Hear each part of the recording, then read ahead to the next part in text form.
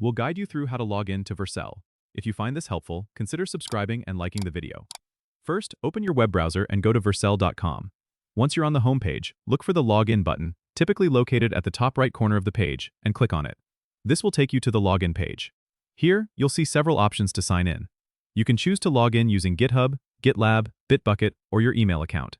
If you're using a version control platform like GitHub, click on the corresponding button. This will redirect you to the respective service's login page. Enter your credentials there, and if prompted, authorize Vercel to access your account. If you prefer to use your email address, enter it in the provided field and click Continue. You'll then receive an email with a login link. Open your email inbox, find the message from Vercel, and click on the link to complete your login. This method is great if you want a passwordless login experience. Once logged in, you'll be redirected to your Vercel dashboard, where you can manage your projects, view deployments, and more.